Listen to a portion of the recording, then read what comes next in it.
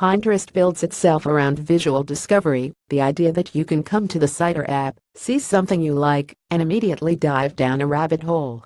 The company has built an extensive suite of tools internally to figure out which rabbit hole to divert users to, and now it's opening up some of that knowledge to advertisers. Pinterest said today that it's unlocking more than 5,000 interests that advertisers can now target against using what the company is calling its taste graph. That's Pinterest's nomenclature for its system that is able to figure out not only what users like, but also how what they like changes over time, such as topics that are suddenly interesting and ideas that decay into irrelevance. It's another move as Pinterest tries to position itself as an alternative to big platforms with an entirely unique data set based on its user behavior.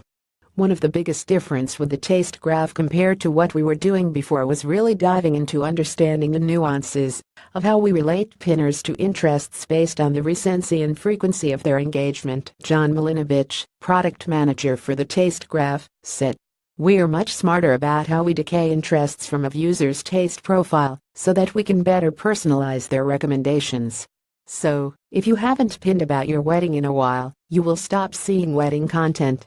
The taste graph has been around for a while and has historically been used for organic content, Milinovich said. It'll be another complement to Pinterest's increasing efforts to hunt down users that are interested in products at specific moments in their lives. Earlier this year, Pinterest said it would also bring its visual search technology to its ads as it continues to try to build a differentiated advertising product.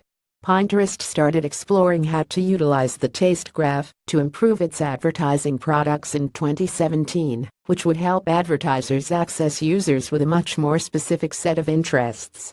The better the targeting, the more likely a user is likely to engage with an ad, which means the better the return for both the advertiser and Pinterest. Better targeted ads are also probably less likely to have a negative impact on the user experience, which is table stakes going up against massive advertisers which have tons of data on how to best target their ads. Pinterest executives emphasize that their hope is to build an advertising business that not only touches users at each point of their buying lifecycle, but demonstrate to brands that the ads they showed to them at the very beginning of their awareness led to a conversion.